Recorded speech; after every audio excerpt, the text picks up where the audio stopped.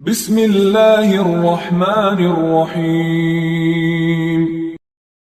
عبید اللہ بن عبداللہ نے خبر دی اور انہیں عبداللہ بن عباس رضی اللہ عنہ نے خبر دی کہ رسول اللہ صلی اللہ علیہ وسلم کا گزر ایک مردہ بکری پر ہوا۔ آپ نے فرمایا کہ اس کے چمڑے سے تم لوگوں نے کیوں نہیں فائدہ اٹھایا؟ صحابہ رضی اللہ عنہم نے عرض کیا کہ وہ تو مردار ہے۔ آپ نے فرمایا کہ مردار کا صرف کھانا منع ہے۔ صحیح بخاری حدیث نمبر 2221۔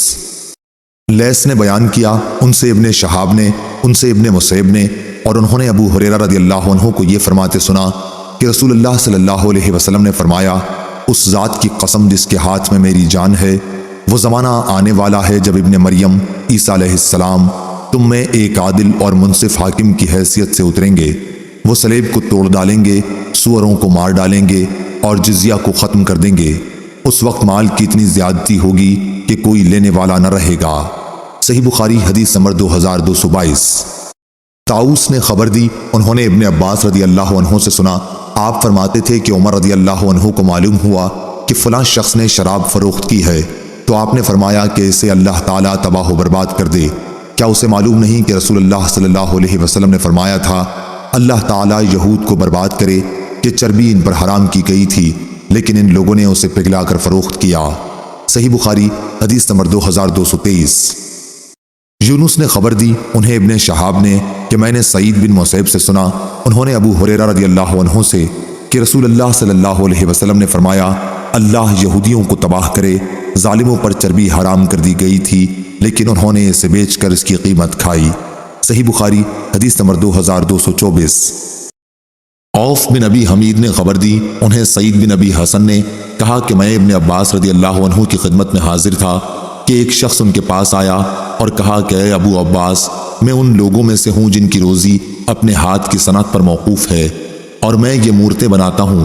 ابن عباس رضی اللہ عنہ نے اس پر فرمایا کہ میں تمہیں صرف وہی بات بتلاؤں گا جو میں نے رسول اللہ صلی اللہ علیہ وسلم سے سنی ہے۔ انہوں نے کہا کہ میں نے آپ صلی اللہ علیہ وسلم کو یہ فرماتے سنا تھا کہ جس نے بھی کوئی مورت بنائی تو اللہ تعالیٰ اسے اس وقت تک عذاب کرتا رہے گا جب تک وہ شخص اپنی مورت میں جان نہ ڈال دے، اور وہ کبھی اس میں جان نہیں ڈال سکتا۔ یہ سن کر اس شخص کا سانس چڑھ گیا اور چہرہ زرد پڑ گیا۔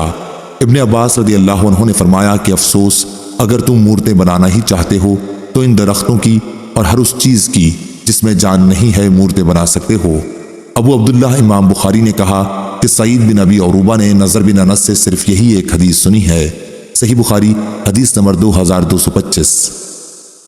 اعمش نے بیان کیا، ان سے ابو زحا نے، ان سے مسروق نے، ان سے عائشہ رضی اللہ عنہا نے بیان کیا کہ جب سورہ بقرہ کی تمام آیتیں نازل ہو چکیں تو نبی کریم صلی اللہ علیہ وسلم باہر تشریف لائے اور فرمایا کہ شراب کی سوداگری حرام قرار دی گئی ہے۔ صحیح بخاری حدیث نمبر 2226۔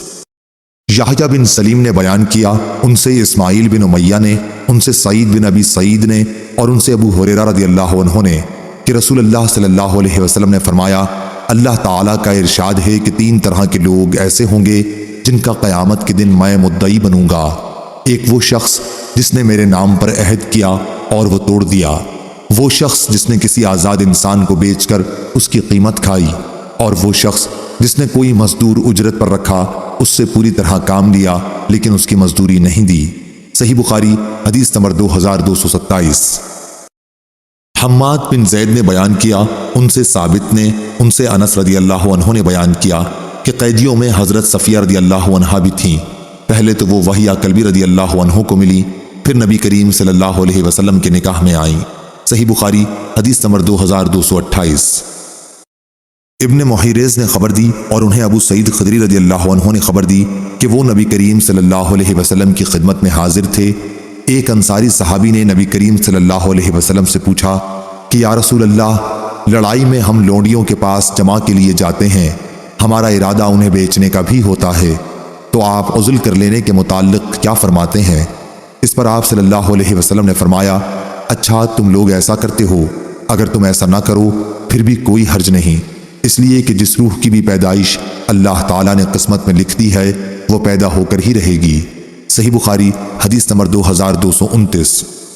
اسماعیل نے بیان کیا، ان سے سلمہ بن کہیل نے، ان سے عطا نے، اور ان سے جابر رضی اللہ عنہ نے بیان کیا نبی کریم صلی اللہ علیہ وسلم نے مدبر غلام بیچا تھا۔